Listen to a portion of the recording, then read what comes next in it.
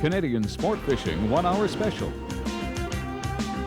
This week, travel with us to the equator for some of the hottest bonefish action in the world. The South Pacific Paradise.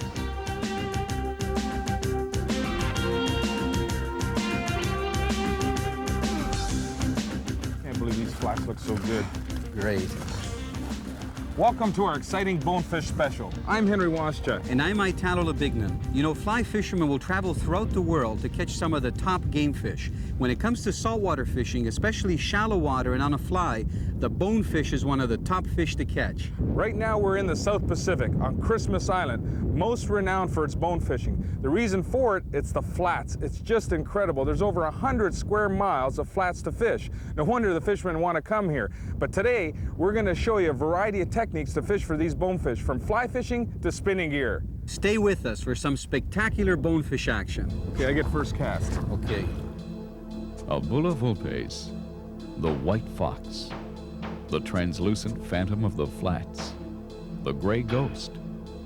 Hook a 4-pound plus fish and you'll think the phantom has transformed into a sidewinding missile. For its size, the bonefish is unquestionably the toughest fish in salt water.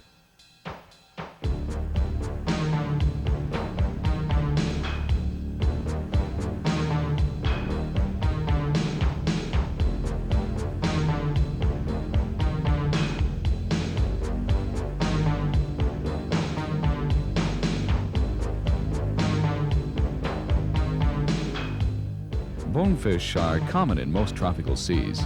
Some of the top angling locations range from Brazil, the Florida Keys, the Bahamas, Africa, and Christmas Island in the South Pacific. Normally, if you hook and land 4 to 6 bonefish a day, you're doing well. However, an increasing number of globe-trotting anglers have come to regard Christmas Island in the Central Pacific as the world's bonefish capital. Here, the fish are prolific and relatively unsophisticated in their tastes. As a matter of fact, the bonefish are so plentiful here that experienced anglers can catch between 50 and 100 fish a day. In the water, a bonefish is recognizable by the fact that it is constantly moving. Its back has a silver-green hue, and its sides and belly are a brilliant combination of silver and white. When it turns sideways, it becomes almost invisible. Anglers who have never had the thrill of a long, sizzling run from a newly hooked bonefish while waiting on a shallow flat are missing out on some dynamic fishing. Join us and experience bone fishing action at its best.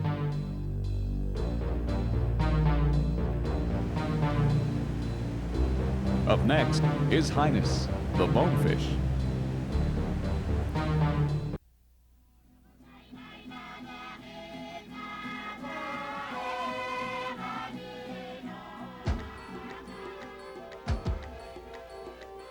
The bonefish is primarily a shallow, warm water species that enters flats or intertidal areas adjacent to sand and coral island or mainland beaches. Bonefish usually enter the flats on a flood tide and return to deeper water on the ebb. These fish spend the majority of their time on the most productive flats, searching for crabs, shrimp, squid, and a variety of mollusks. They consume their food with a built-in food processor. The roof of their mouths are equipped with 3 sets of crusher-like teeth used to grind up these crustaceans. The life history of the bonefish is of special interest. When born, they look nothing like the adult fish.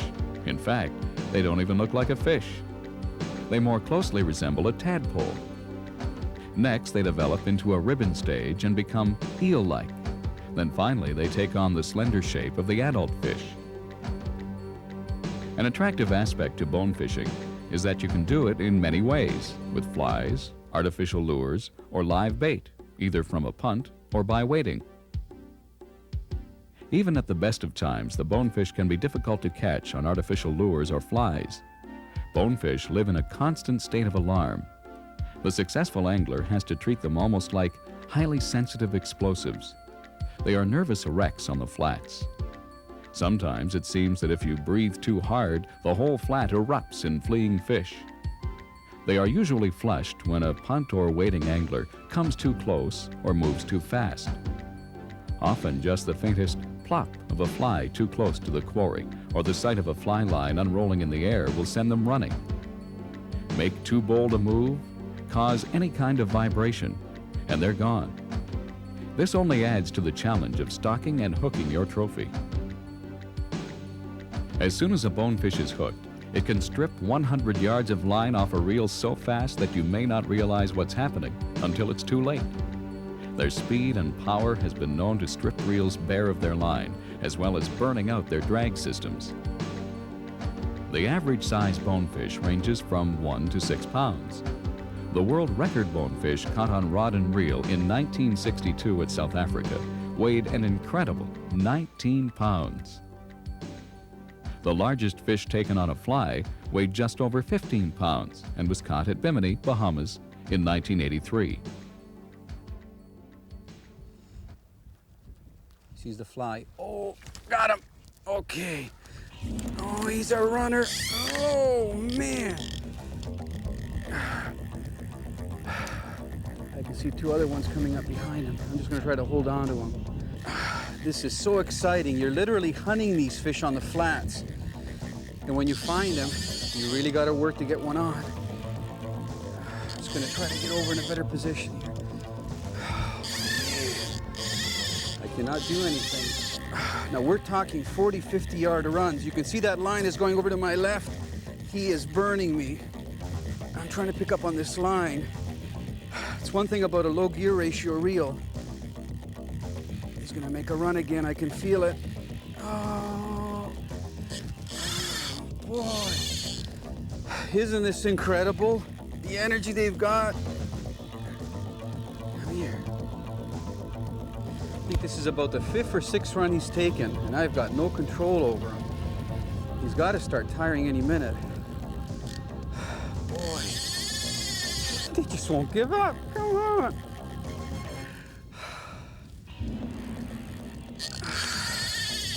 Now you'll notice that I'm using that rim spool. That's one advantage to these Cortland reels. I could just palm it to slow that drag down a bit more.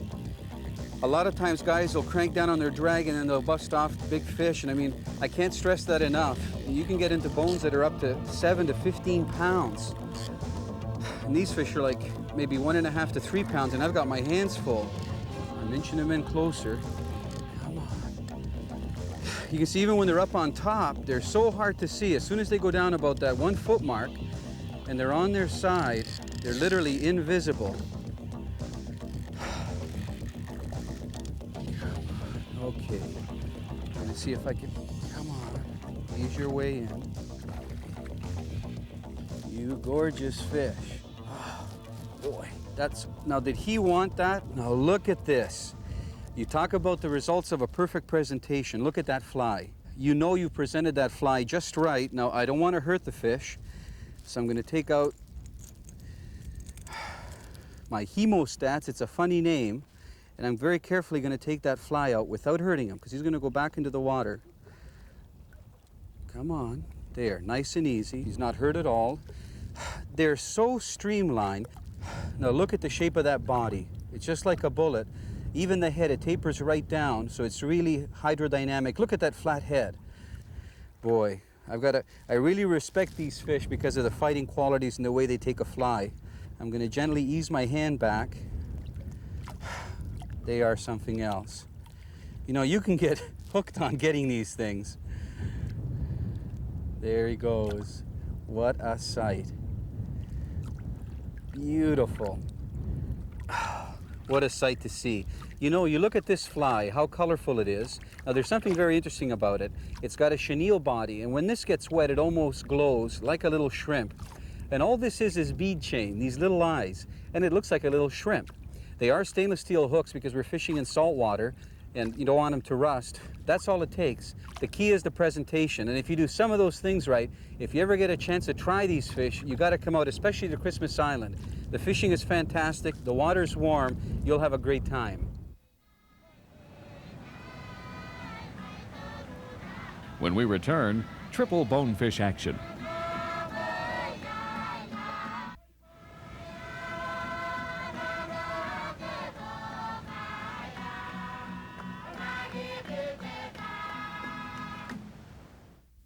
Bonefish will wander in both inland flats, often referred to as lagoons, as well as open water flats.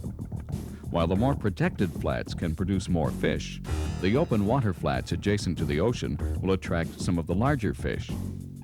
When wading in open water, the angler is more susceptible to wind, which breaks up the surface water, making it more difficult to spot fish, not to mention complicating casting. I can't believe it, Henry. There was about 4 fish there, one big one.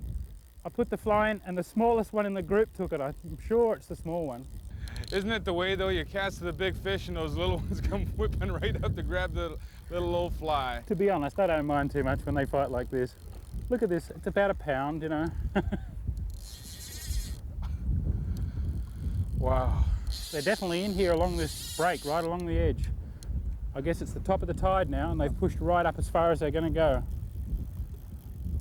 Boy, it's water milty, isn't it? Woohoo!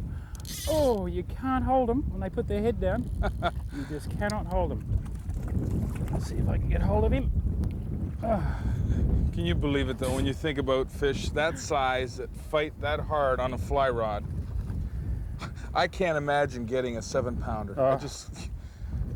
Italo's fish, he had a good one today, didn't he? About 4.5? Yep, and I've seen them here like 6 pound for sure on this flat, so it's just a matter of putting in the time. We're going to get a big one, but in the meantime, I don't mind how many little fellas come along. Okay, we'll put him back. Gorgeous. You know what? I'm going to go get that big one. Not unless I get it first. My goodness. You just pick up a bit of line on him and then right back out. There's not much you can do. Oh, man. Is he going to take me into, he's going to take me into my backing again. Come on, back. You can tell if a fish is just a bit bigger. You know, we were catching 1.5, 2 pounders, if you get a fish that's a bit bigger, you can tell right off the bat because you can't turn them around that easy. The guy who was doing such a good job, he took me over to a shoal just off the flat, and sure enough, I looked to my right and there was a fish with its tail up and head down. It was definitely feeding, and it just snapped up that fly real quick. You gotta be getting tired. Oh. Can't believe I've got him this close. Yeah, definitely a good size one. This might be my biggest fish on a fly rod. Come on. Hard to turn him. Come here. Come on.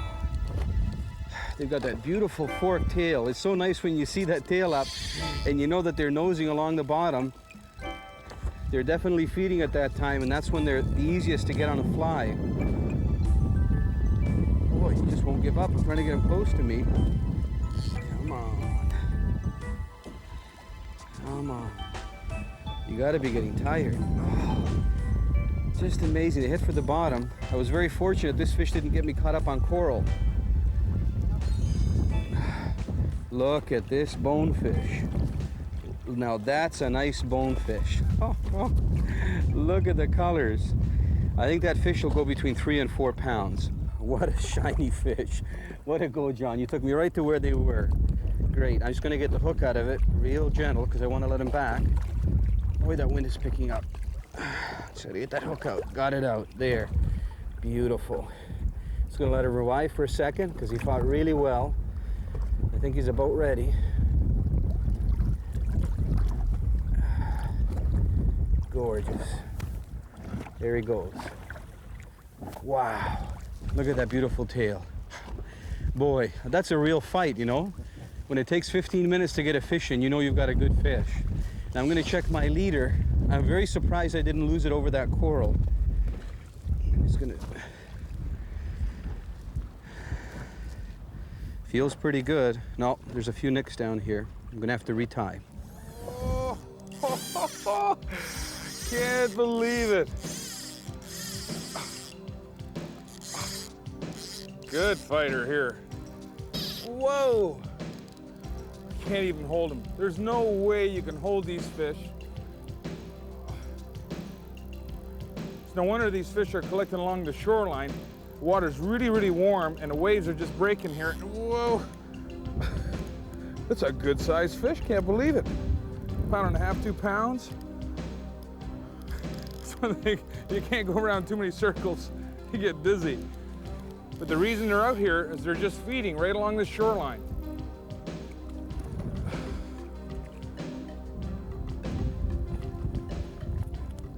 Oh, perfect.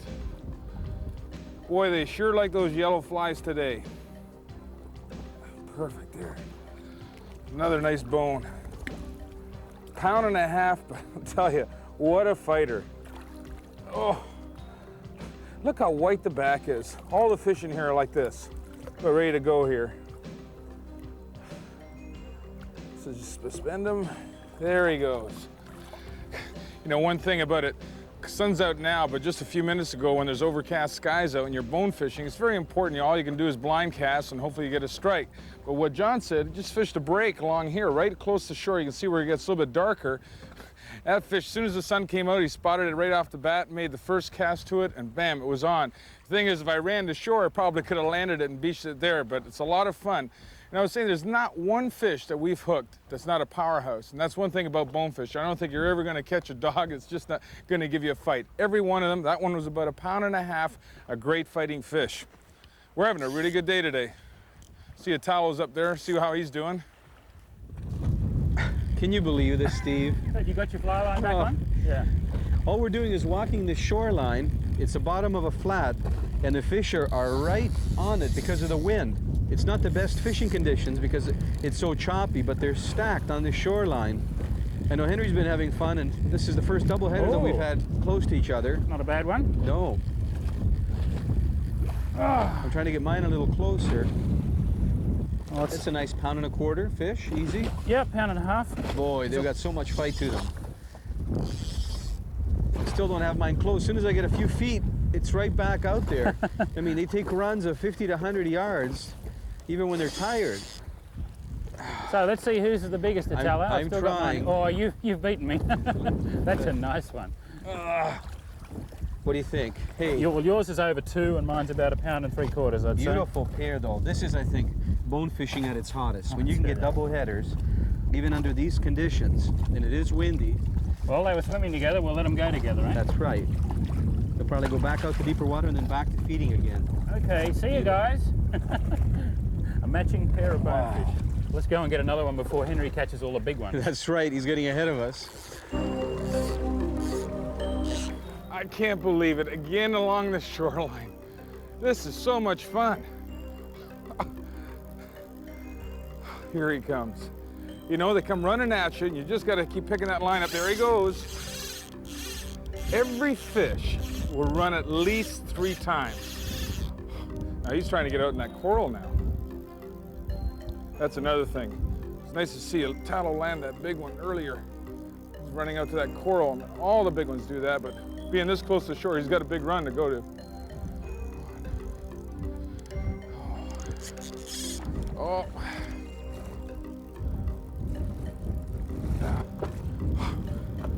Talk about doing circles.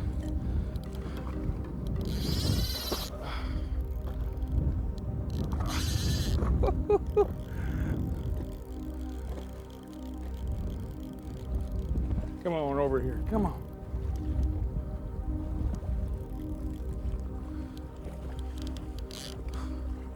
Okay, come on.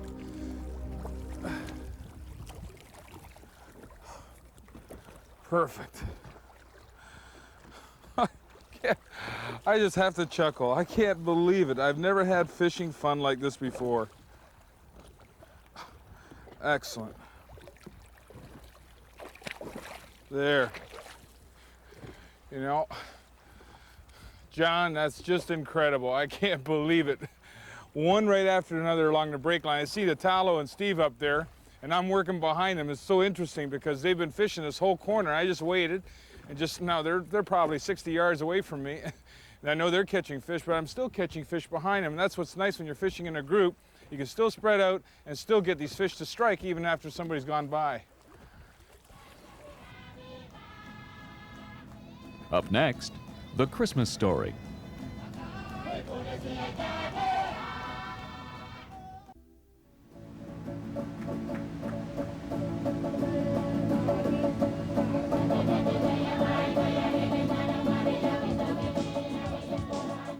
The Christmas Island story began over 200 years ago, when on December 24, 1777, Captain James Cook sighted and inhabited an unrecorded island, situated just north of the equator. Later, on March 17, 1888, Captain Sir William Wiseham landed on Christmas Island and took possession on behalf of Her Majesty, Queen Victoria. The fascinating account of Cook's discovery and of the subsequent ownership and settlement of the island by traders and speculators of different nationalities overflows with colorful characters and incidents. There are tales of whale hunters from Hawaii, guano prospectors from Britain and America, turtle hunters, and coconut palm developers. The story of Christmas Island doesn't end here.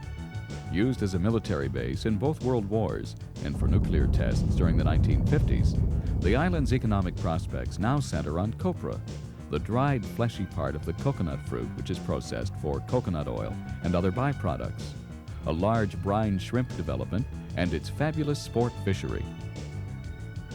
Christmas Island is the largest coral atoll in the world, with an area spanning 248 square miles, half land, half lagoons and flats. The island is populated with approximately 2,000 people, mainly Micronesian from the Gilbert's archipelago. Christmas Island received its independence from its British rule in 1978. Today it is under the rule of the Kiribati government. All of the island is crown land, and 12,767 acres are planted with coconuts under the management of Atoll Plantations Limited, a wholly Gilbert's government-owned company producing an average of over 600 tons of copra per annum. Trade stores in the 3 centers of population sell basic items of foodstuffs and other necessities. Fresh fish and coconuts are still the staples of the Gilbertese diet. Life on the island is simple. The communities spend much of their time leisurely doing basic chores, the women cleaning house and preparing meals while taking care of the children. The men are occupied by mending fish nets whenever they aren't fishing. It's common to see children playing in the open, always smiling and happy. Families here are tight-knit. School takes place in the open air, and the children get actively involved in their scholastic activities. All fishermen traveling to Christmas Island stay at the Captain Cook Hotel. Here they'll make their home for the upcoming week's fishing. Right after settling in, the guests are introduced to Eddie Corey, the head guide. Eddie vividly lectures the fishermen on the proper fishing techniques and what they'll be able to catch during their stay. So we have to cast once, right there. So when you cast, most of the time, the loop, you have a little slack on the lines. So what you do, puts the tip down. Then it's off to catch bonefish on the nearby flats. The island's greatest sport fishing resource is its bonefish that inhabit over 100 square miles of shallow, protected flats. Here, fishermen can pursue the bonefish all day long, or add some adventure to their trip by trying their luck at hooking a giant trevally, or fighting trophy barracuda with a fly rod. Not to mention the numerous species of bottom fish and big game fish that are readily available just off the shoreline.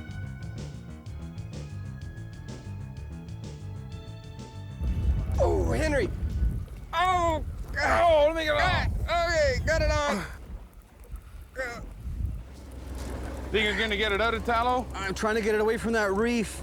It's not that deep there. Oh, you know how tough this is. I'm trying to slow it down without breaking that line. Come on, oh. That's a boy, Italo. Give him some. Give him stick.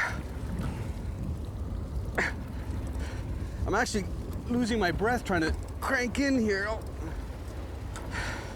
I can't imagine hooking a huge one. They're talking about the 40-pounders. Oh, is it? Heavy. I'm just inching it this way. I'm taking Steve's advice about trying to pick up on the line as much as you can, so they don't. Grab the glove. Here it is. Boy, this tackle is taking a lot of abuse, guys. I'm glad it's made to stand up to this heavy-duty fishing. Watch your hands, Steve. I'm just worried about those lures.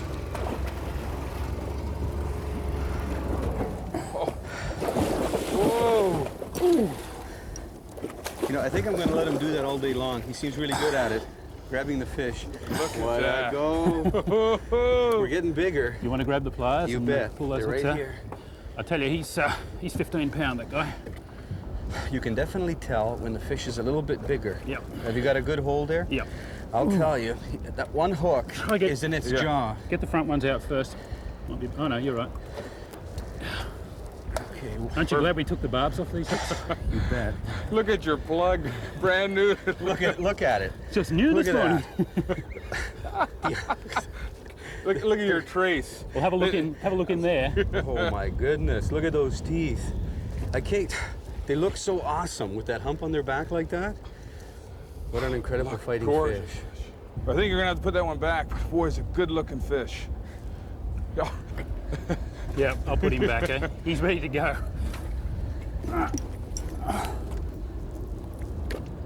Look at the fins, how they go out Ooh, to the side. He just gave a big kick. Oh! Here, Steve, I'll get that, here. Just kidding. I didn't have a shower this Here's a morning. towel, right. Nice cast. No backlash? Oh! Oh, he's huge! He's got it! It's a monster! Oh, gosh, I can't believe it. How much line you got out, Henry? Okay, I don't know if I can slow him down. Don't slow him anymore, he'll break. Oh, can't should believe we how do big here? this fish You're is. gonna run- We should be following the fish. Oh, gosh, look at this. Oh, man. Oh, I can't Okay, believe we're it. gonna run What out am of I line. gonna do? Hey, can you go Gosh. backwards? Oh, it's soft. He was well over 40 pound, maybe 50 pound. He was a really big trevally. I can't believe it, Steve. It's been incredible. Look at this gear. The first take was unbelievable. I missed it. It just kept reeling in faster and bam, right beside the boat. You talk about big fish. Look at this. I can't believe it. And this is powerful gear. When this happens, Italo, thanks anyway, kid. I tried. I mean, there was not much else I could do. What are you gonna do? You know, broke the rod. Broke the rod. I We'll couldn't fix it tonight. We'll put some tape on it. We'll be all right. Look at my hands. Oh my goodness! Well, look! I can't imagine it breaking there, It though. You blew know, up like I'm just trying to from keep the the power. leverage. And this is one of these flipping rods for big bass because it's it's collapsible. You can see.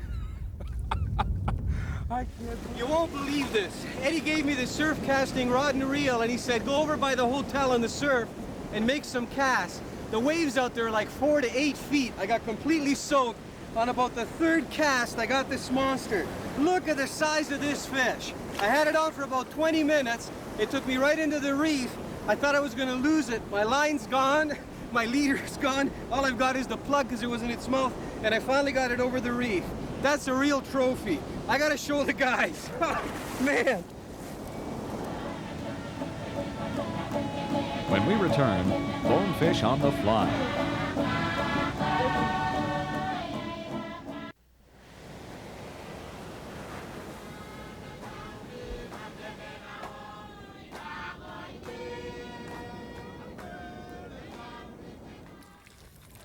In just a few moments, I'm going to show you how to get a bonefish on the flats using a fly. Now, the reason these fish are coming up on the flats is to feed. Most of the time, they're in that deeper water, maybe 30 to 40 feet or sometimes yards out. When they want to feed, they'll come up on these flats and they'll look for a variety of different organisms that are on the bottom. That's when you can get them with a fly. Now, there's a real trick to spotting these fish, and it really helps to have polarized sunglasses because they're almost invisible in the water.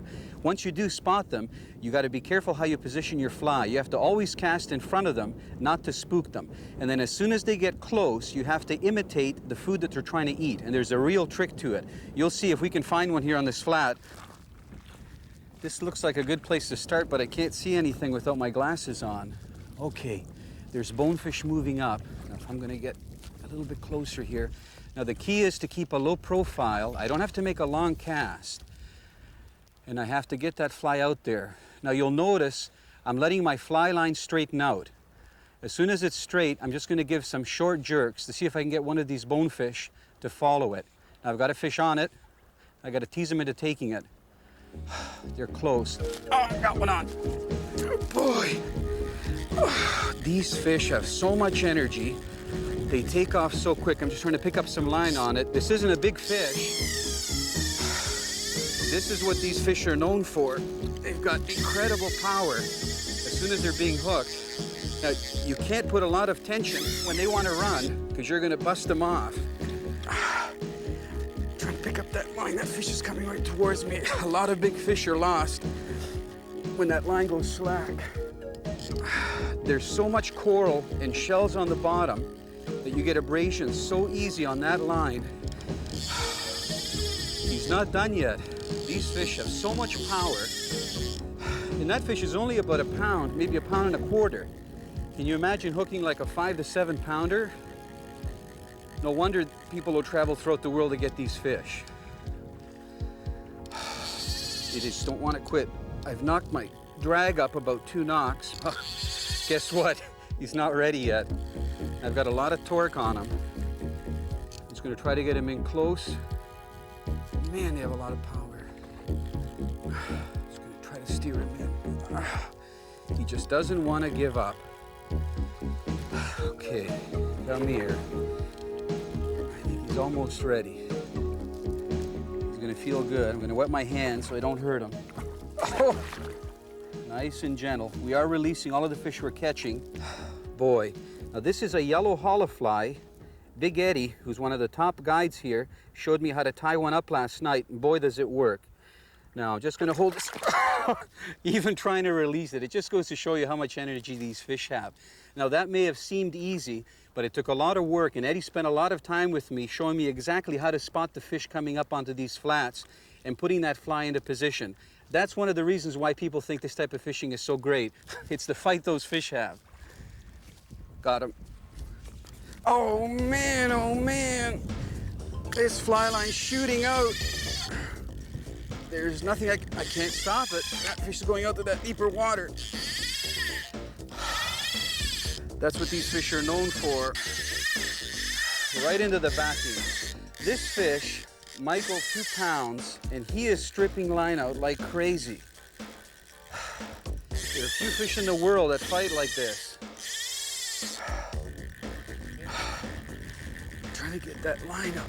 Boy, did he take a lot of line out. He must have gone about 60 or 70 yards. They'll take runs of 100 to 200 yards, no problem. I'm just starting to get into my fly line now. Come on, I'm trying to pick up. It's so important to keep the tension on your line so that that hook doesn't drop out. They do have a very soft mouth with no teeth, so your hooks have to be really sharp. Come on. To get rid of that hook, I gotta give him that. So clean and silver. Come here.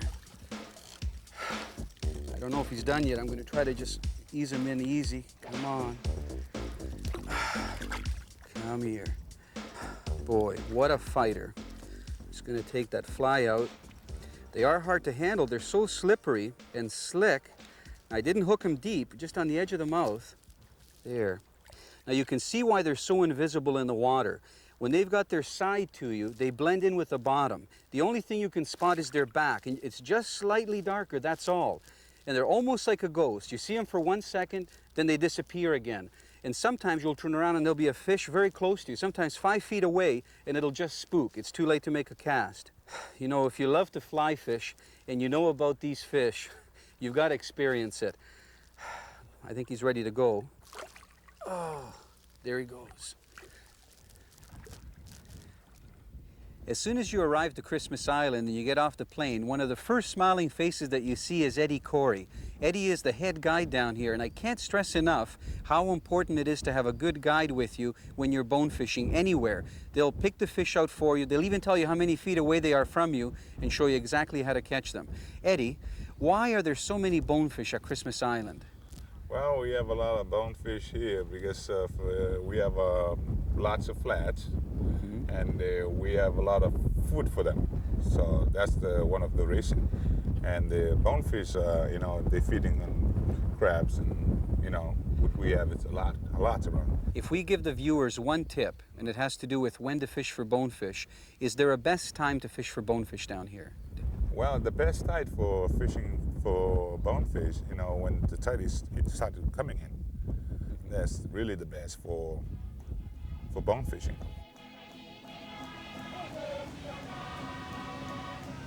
Up next, spinning for bones.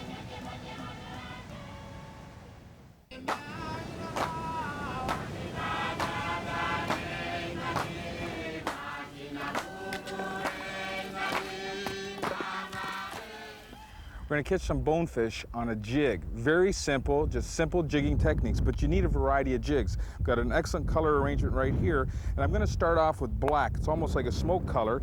And the thing is, you can see behind me, there's a break.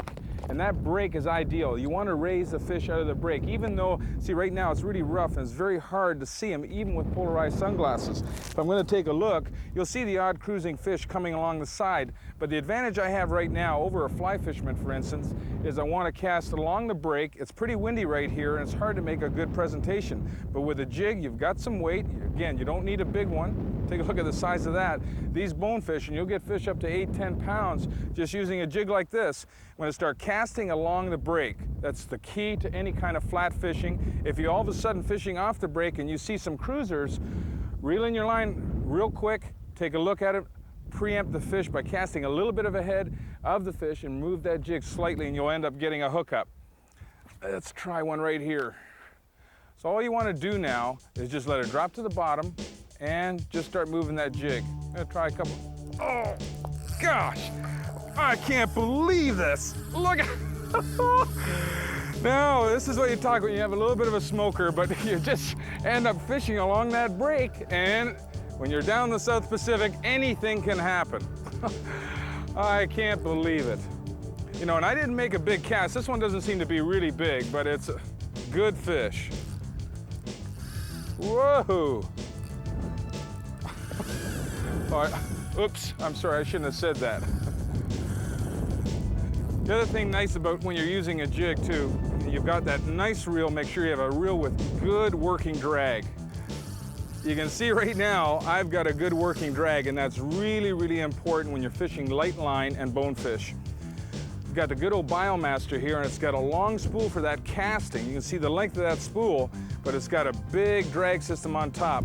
And you want to just keep that drag setting just perfect, not too tight, because when they make that second run and third run, it's incredible. Just gonna bring this fish in before this bird gets it. Look at this, boy, they are really, oh, leave my bonefish alone. Right here. Oh, oh no, no, no, no, no, no, no, no, no, no, no. Hey, hey, hey, we're talking about catch and release here. Oh, good. I can't believe I hooked it downwards on the bottom lip. Oh, come on now. There, it's out. Look at that. Ate that grub up. Boy, oh boy. Look, not a big fish, and you wonder pound for pound. There, come on now. He's almost ready. Just come back to my hands. There you go. Doesn't take much. Look at him go. Olive green color, but you know, when you take a look at the whole thing there, and you take a look at this break, it almost goes into an olive green color itself, and that's why it's very hard to see those fish. You just continue making that cast along the break and bring it up. And again, the tip is, you'll see cruising fish right up into the shallows right now, but you know, talking about a foot of water or even less. Reel in as fast as you can and make that place on those flats to get those fish to strike. I'm gonna have to get a new grub, work my glasses, and I'm gonna catch some more fish. Oh, can't believe it. Second run already.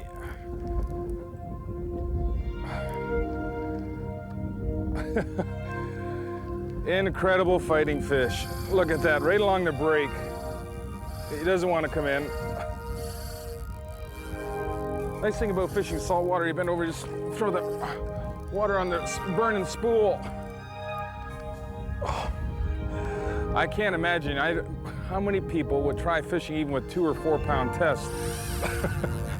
This is 6 and I can't believe it. Oh, this is great. South Pacific seas in your face with that wind, and you got a bonefish on just screaming. You can't even turn them. Boy, oh boy. You look at my spool, I'm gonna just tighten a bit there just to bring it in, because this is the Biomaster, and you've got that shallow spool, but great for casting. You gotta be really careful. He's run a lot of line out there. The other thing you gotta really be worrying about is a good old trevally, because they love to have those bonefish out there on that edge, and you want to bring that fish in as soon as you can. Oh. Or you're gonna have half a bonefish. What I'm gaining on this one now, finally. I can't believe this run, just incredible. Man. Super fighting fish though. It's no wonder they rate these fish as one of the all-time favorites for salt water. Oh, still head shaking. Oh, incredible. Okay, he's up. Whoa. Man, okay. Look at that. I just changed colors and I can't believe it. You know what? Things started to slow down. I wonder, I haven't had a fish hit for about 10 minutes. Switch this little green foxy jig. Almost. Oh, right, almost. Whew. Back in. How many times? Oh, come on now.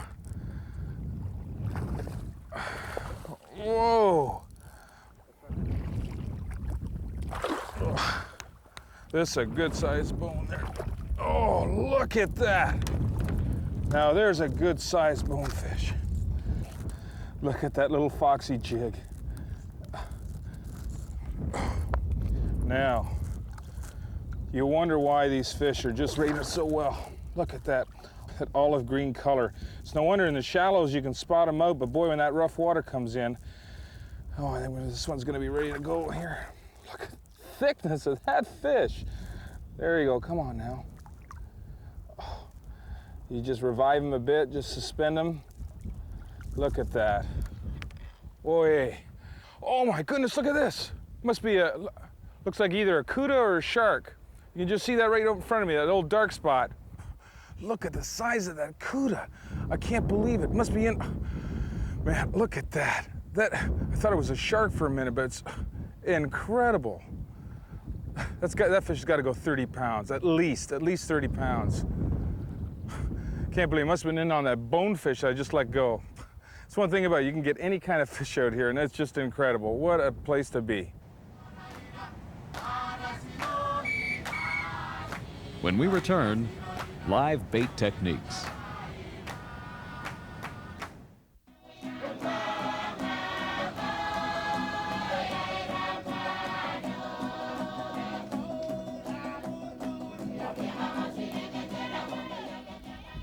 Got him.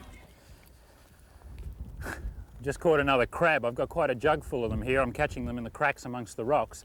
What I'm going to try doing is catching a couple of bonefish on these crabs, either alive or dead. I've got a few here that I caught last night that are dead, but they're going to be fine for bait too. Now, you might be more familiar with catching bonefish on fly tackle and small jigs and so on, but there's absolutely no reason why you can't catch them on bait either, especially when the conditions are a little bit trying. Today is a lot of broken cloud. It's sunny right now, but through most of the morning it's been overcast, and that makes sight fishing for bonefish very difficult. Also, this area that I'm in here is a much narrower break. There's a lot less shallow water before it drops into the deep water than most of the areas we've been fishing for bonefish. That makes it hard to sight fish for bonefish too. So what I'm going to do is catch a couple of these crabs, rig them on a very simple rig that I'll show you later, and I'm going to fish them along the drop-off here where I can't quite see the bottom, but I know there's bonefish, and we'll see if we can catch a big bonefish on one of these crabs. Let's give it a go.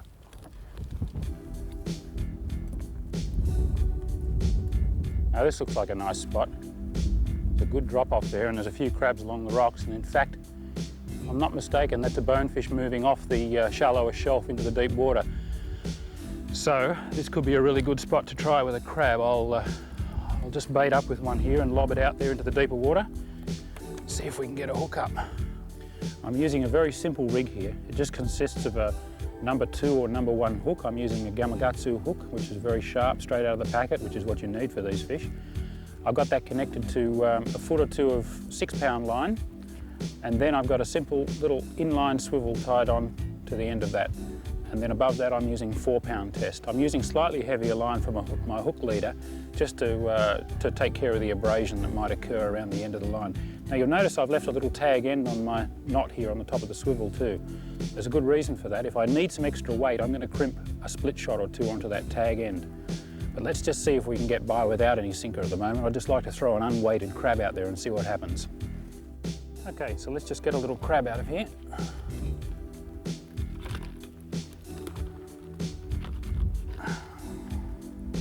And put him on the hook. I'm just going to pass the hook once through the back of his body under the shell, like thus. And that is going to be a very appealing bait for a big bonefish. That's exactly the kind of thing they're familiar with eating, and it's going to be presented in a very natural manner, and I'm sure we're going to get one here. Let's hope so anyway. So let's just quietly move out here. I did see a fish up on this edge before. He's moved down into the deeper water, and that's exactly what bait fishing's all about. You can catch them after they've gone out of sight. So just a short cast. Give it a few seconds to get to the bottom. I'm just going to leave the bail arm open on the reel so that if I get a gently biting fish, I can feed it a little bit of line. And I'm just going to hold the line here on the end of my index finger so that I can feel any pickup, and I'll decide on how he picks it up, whether I'm going to give him some line or snap the bail arm shut and strike straight away. Now actually I can see a couple of fish here. I've cast too far, if anything. I might just pick up a little bit of the slack. Move the bait back. This has turned into sight fishing after all. I thought it was going to be too cloudy to see the fish, but I can see some fish moving around here.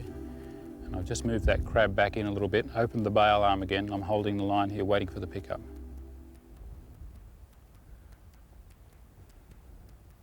Okay, I've got a pickup here now. It's moving with the bait. Got him. Ooh. Oh, well, it doesn't feel like a bonefish. It hasn't taken off yet, but you can never be too careful. Oh yeah. If it's a bonefish, it's a small one.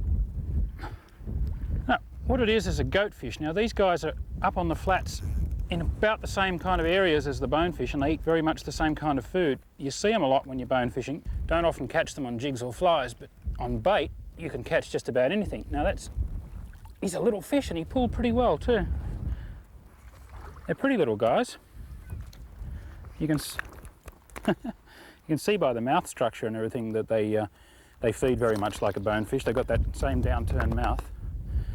Now these guys have got little whiskers under their chins, or actually quite long whiskers that are just loaded with sensory organs. They can smell and taste through those whiskers. And they use those to find prey in the same way that a bonefish uses his really sharp eyes. Anyway, let's get the hook out and get this fella back in the water, because he's not really what we're looking for.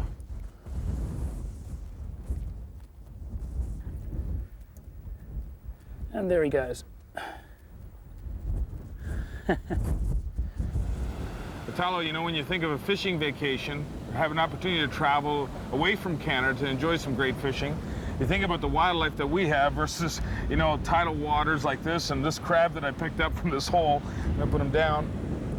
Look at that, it's just incredible. And you think about the thundering waves behind us from the sea. It's just incredible that you can get such an exciting game fish on flats inside an island like this. You know, Henry and I have traveled throughout the world, and we fish for most of the different game fish. When we compare the bonefish to any of the other fish that we've caught, pound for pound, it's the most exciting fish to get on a line. That's right, Italo. You know, when you think about the incredible action that we've had here on the island, and the variety of fish that you're able to catch, besides just the bonefish, it's one great place to come. It's just not the fishing. It's a chance to get away, to enjoy the heritage of the island that's here, and just enjoy a great trip all around. Stay tuned for some more fantastic Canadian sport fishing 1-hour specials.